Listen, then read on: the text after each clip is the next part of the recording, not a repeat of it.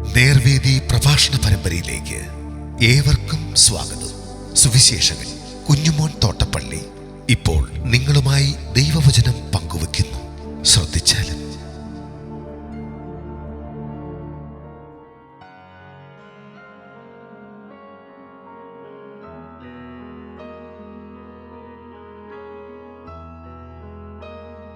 ദേശത്തെല്ലാം ഇരുട്ടുണ്ടാകുന്നു. ദൈവനാമത്തിന് മഹത്വമുണ്ടാകട്ടെ. മത്തായി എഴുതിയ സുവിശേഷം 27-ാം അധ്യായത്തിൻ്റെ 45 46 വാക്യങ്ങൾ ഞാൻ വായിക്കുന്നത് ശ്രദ്ധിച്ചാലും. 6 മണി നേരം മുതൽ 9 മണി നേരം വരെ ദേശത്തെല്ലാം ഇരുട്ടുണ്ടായി. ഏകദേശം 9 മണി നേരത്തെ യേശു ഏലി ഏലി ലമ്മാ ശബക്താനി എന്ന് ഉറക്കെ നിലവിളിച്ചു. എൻ്റെ ദൈവമേ, എൻ്റെ ദൈവമേ, നീ എന്നെ കൈവിട്ടത് എന്ത് എന്നർത്ഥം. കർത്താവായ യേശുക്രിസ്തുവിൻ്റെ ക്രൂശുമരണം ഒരു സാധാരണ സംഭവമോ ആകസ്മിക സംഭവമോ അല്ല എന്നുള്ളതിന് ധാരാളം തെളിവുകൾ നമുക്ക് തിരുവെഴുത്തിലുണ്ട്. പലരും പറയുന്നത് യേശുക്രിസ്തു ഒരു സാധാരണ യഹൂദനായിരുന്നു. റോമാ ഗവൺമെൻറ്റിനെതിരെ മത്സരിച്ചതിനാൽ, ആളുകളെ സംഘടിപ്പിച്ചതിനാൽ രാജ്യദ്രോഹ കുറ്റം ചുമത്തി യേശുവിനെ യഹൂദന്മാരുടെ ഒത്താശയോടെ റോമാ ഗവൺമെൻറ് കൊന്നു.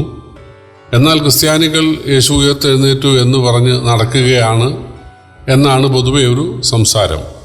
എന്നാൽ കർത്താവായ യേശുക്രിസ്തു മനുഷ്യവർഗത്തിന് പകരം നരകം അനുഭവിക്കാൻ വന്നതാണ്.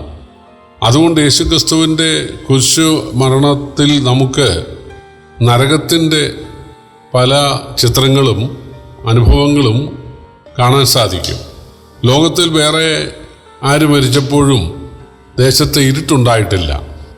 എന്നാൽ യേശു മരിക്കുന്ന സമയത്ത്, അല്ലെങ്കിൽ യേശുവിൻ്റെ കുരിശുമരണ സമയത്ത് 6 മണി നേരം മുതൽ 9 മണി നേരം വരെ, അത് പലസ്തീൻ നാട്ടിലെ സമയവിവരമാണ്.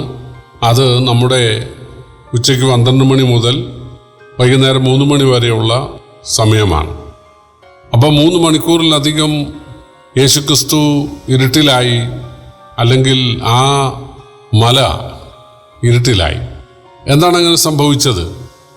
ഞാൻ പറഞ്ഞു, യേശു മനുഷ്യവർഗത്തിന് വേണ്ടി നരകം അനുഭവിക്കുകയായിരുന്നു എന്ന്. നരകത്തിൽ ഇരുട്ടാണ്. പലരും വിചാരിക്കുന്നത് നരകത്തിൽ സ്വന്തക്കാരെയും ബന്ധുക്കാരെയൊക്കെ കാണാനും അവരുമായി സംസാരിക്കാനും സല്ലപിക്കാനും ഒക്കെ സാധിക്കുന്നത് കൊണ്ട് സ്വർഗത്തിൻ്റെ അത്രയും സുഖമില്ലെങ്കിലും നരകത്തിലും കഴിഞ്ഞുകൂടാമെന്നൊരു ധാരണ ആളുകൾക്കുണ്ട്. എന്നാൽ നരകത്തെക്കുറിച്ച് തീയും ഗന്ധകവും കത്തുന്ന സ്ഥലമാണ് എന്ന് ഉണ്ട്. അതുകൂടാതെ അവിടെ ഇരുട്ടാണ്. പല ഉപമയിലും യേശു പറഞ്ഞു, ഏറ്റവും പുറത്തുള്ള ഇരുട്ടിലേക്ക് അവരെ തള്ളിക്കളയും എന്ന്. ഈ ഇരുട്ടിൻ്റെ പ്രത്യേകത ആർക്കും ആരെയും കാണാൻ സാധിക്കില്ലെന്നുള്ളതാണ്. മിസ്രൈമിൽ 3 ദിവസത്തെ ഇരുട്ട് ഉണ്ടായതായിട്ട് നമ്മൾ വായിക്കുന്നുണ്ട്. ആ സമയത്ത് സ്പർശിക്കത്തക്ക ഇരുട്ടായിരുന്നത് കൊണ്ട് ആർക്കും ആരെയും കാണാൻ സാധിച്ചില്ല, ആരും പുറത്തിറങ്ങിയതുമില്ല എന്നാണ്.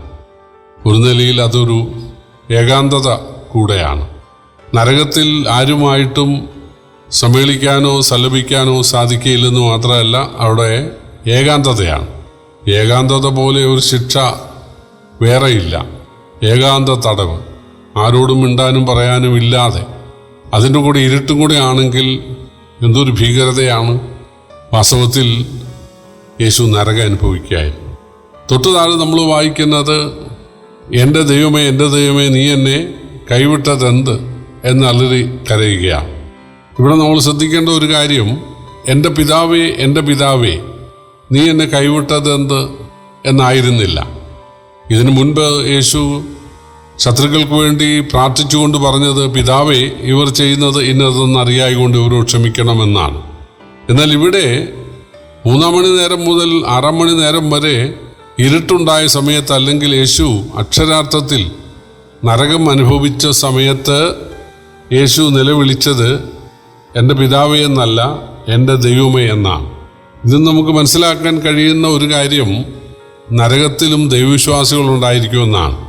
ചിലരുടെ ധാരണ നിരീശ്വരവാദികൾ മാത്രമേ നരകത്തിൽ പോവുകയുള്ളൂ, അല്ലെങ്കിൽ വലിയ കഠിനമായ ഘോരമായ ഹീനമായ പാപങ്ങൾ ചെയ്ത ആളുകൾ മാത്രമേ നരകത്തിൽ പോവുകയുള്ളൂ.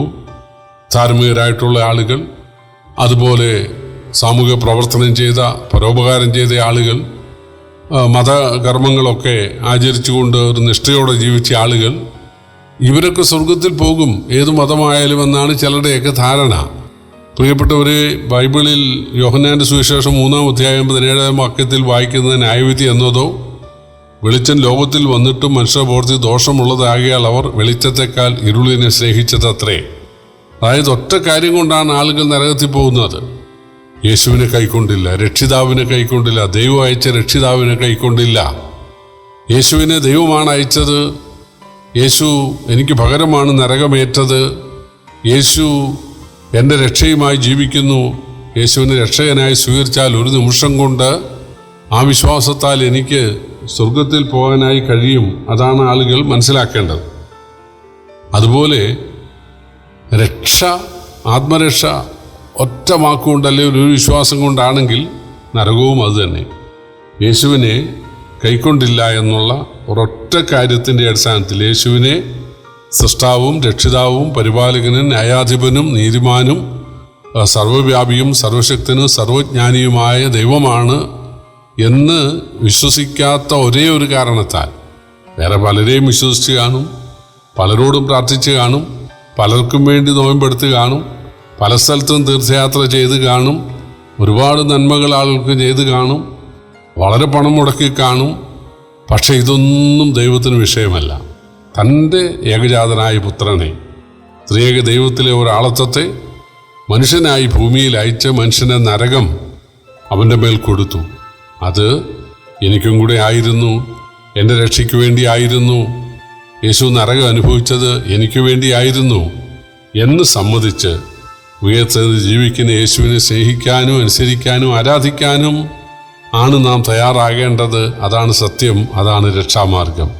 പക്ഷേ ആളുകൾ യേശുവിനെ ഒരു യഹൂദനായി, ഒരു മതനേതാവായി, ഉപദേഷ്ടാവായി, കുറെ അത്ഭുതം ചെയ്ത ആളായി, കുറെ ത്യാഗസമ്പന്നനായ ഒരു നല്ല മനുഷ്യനായി മാത്രമാണ് മനസ്സിലാക്കുന്നത്. അതവർക്ക് ഒരു ഗുണവും ചെയ്യുകയില്ല. യേശുക്രിസ്തു ഇരുട്ടിലായി, നാം പോകേണ്ട ഇരുട്ടിൽ യേശു കിടക്കുകയായിരുന്നു, നമ്മളെ വെളിച്ചത്തിലാക്കാൻ അല്ലെങ്കിൽ സ്വർഗത്തിലാക്കാൻ. യേശു എൻ്റെ ദൈവമേ, എൻ്റെ ദൈവമേ, നീ എന്നെ കൈവിട്ടതെന്ന് നിലവിളിച്ചു. അത് നമ്മുടെ നിലവിളി മാറ്റുവാൻ ആയിരുന്നു.